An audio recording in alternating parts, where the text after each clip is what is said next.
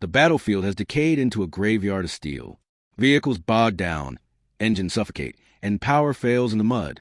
What once surged forward with thunder now limps, shatters, and disappears. An army that defined itself by armored dominance is now fighting a modern war with nothing left to carry it forward, nothing left to shield it, and nothing left to replace what's been destroyed. This is an adaptation. It's desperation hardening into sheer survival. In addition, things like APCs and armored vehicles, they've pretty much run out of.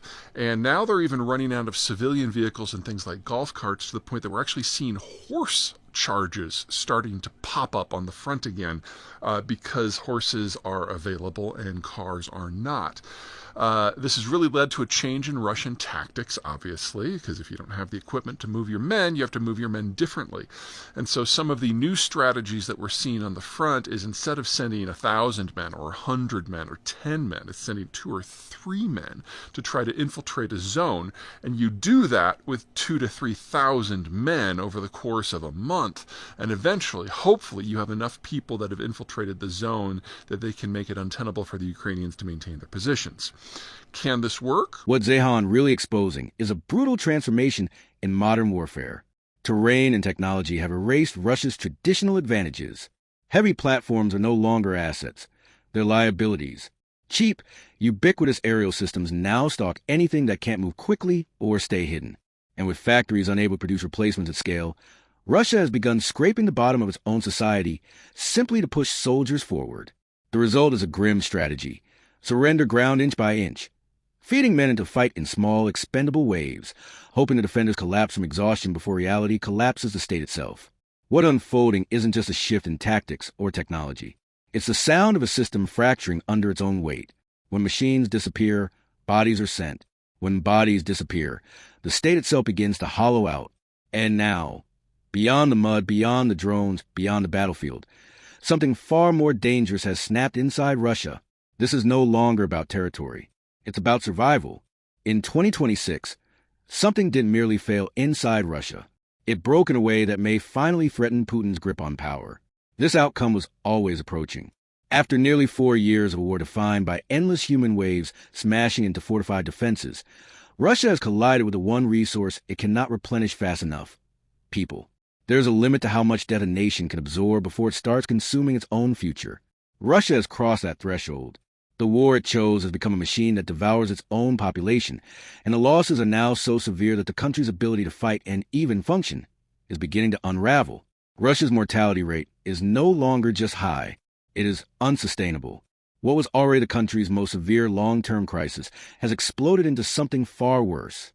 The state is now staring at a future in which it may lack the citizens needed to staff its army, its economy, or its society at all. The war in Ukraine has become a demographic black hole, and Russia is being pulled into it. By early January, Ukrainian leaders made clear just how dire the situation had become.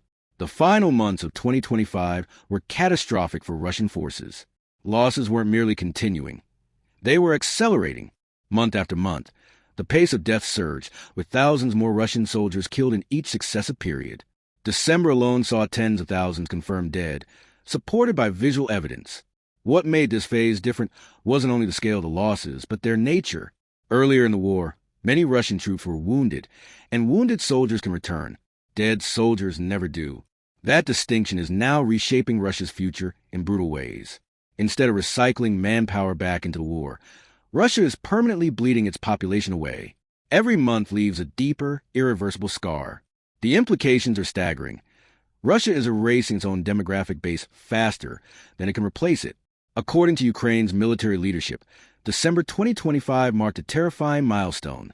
For the first time, the number of Russian soldiers eliminated in a single month roughly matched the number Russia managed to recruit in that same period. That is the moment an army begins shrinking in real time, even while it's still fighting. Once losses exceed intake, the math becomes unforgiving. Units thin, front lines weaken, reserves vanish, and no amount of propaganda can rewrite arithmetic. This crisis is driven by a lethal combination of strategic obsession and technological reality. Russia has poured massive troop concentrations into cities like Pokrovsk, funneling soldiers into environments where defenses are layered, precise, and deadly. Large-scale assaults against prepared positions guarantee horrific casualties. But even that doesn't fully explain the scale of death. The true driver is the sky. Ukraine has transformed unmanned warfare into an industrialized killing system. The battlefield is now saturated with remotely operated weapons that relentlessly hunt individuals, vehicles, and formations. These systems don't tire. They don't hesitate. They don't miss opportunities. And they record everything. Even more devastating is how Ukraine has structured this system internally. Drone operators are tracked, incentivized, and rewarded for effectiveness. Success attracts more resources, which fuels more production, which drives even greater success. Over time, this created an exponential effect, one Russia has been unable to counter. By the end of 2025, Ukraine was striking Russian forces at levels that dwarfed earlier phases of the war. Monthly hit counts climbed into the tens of thousands, with the final quarter of the year alone producing losses that would once have seemed unimaginable. And this wasn't a temporary surge. Ukraine has already laid the foundation to push these numbers even higher in 2026. Financial constraints that once capped expansion are being removed. Massive funding agreements have unlocked dramatic production growth, meaning the destructive capacity seen at the end of 2025 may represent not the peak, but the baseline. At the same time, Ukraine has streamlined approvals for new systems, unleashing an unprecedented wave of domestically produced weapons. Hundreds of new unmanned platforms have entered service, each introducing new capabilities, tactics, and layers of threat. This isn't incremental change. It's wartime evolution at full speed. Russia, meanwhile, is responding exactly as always has. Denial, exaggeration, and quiet desperation. Behind the scenes, forces never meant for frontline combat are being prepared for deployment. Units tasked with defending Russian territory are being stripped from their roles and pushed toward the front. That decision creates vulnerabilities at home, openings Ukraine has exploited before and may exploit again. Moscow now faces an impossible choice. Feed what remains of its population into the front lines to maintain pressure, or pull back to preserve forces for long-term security. It cannot do both. The scale of losses has made every option catastrophic. Plans to expand the military have collapsed on contact with reality. Grand announcements of new formations have yielded only a handful of weakened units, many missing protection, firepower, and mobility required to survive modern combat. And infantry without cover dies quickly in this war. Even if Russia wanted to rebuild properly, the numbers simply don't exist. Tens of thousands of additional troops would be needed just to meet past ambitions, let alone offset ongoing losses. But recruitment is failing, badly.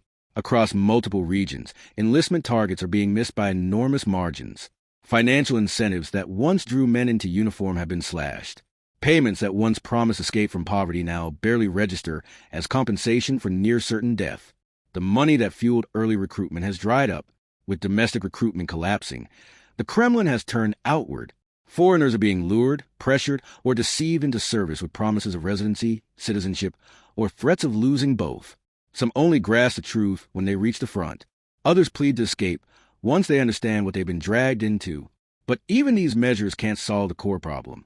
The scale is wrong, the flow is insufficient, and the losses continue. Worse still, this manpower crisis is colliding head-on with Russia's long-term demographic collapse. Birth rates have fallen to levels incapable of sustaining the population. In major cities, they hover near 1 child per woman, far below replacement. Entire regions are shrinking. Housing shortages, stagnant living conditions, and the constant shadow of war have crushed any sense of future stability. This is no longer just a military emergency. It's a national one. Russia is draining its existing population faster than it can regenerate it. Native Russians are disappearing at a rate that's reshaping the country's demographic balance, creating political, social, and cultural pressures no authoritarian system can fully suppress. None of this is fixable while the war continues. Ending the conflict would slow the bleeding. Continuing it accelerates collapse. And yet the Kremlin shows no sign of stopping. That is what truly broke in 2026. Not a weapon, not a city, not a front line. The illusion that Russia could endlessly trade lives for progress finally shattered. And once a regime loses the ability to replace its people, it loses the foundation of its power.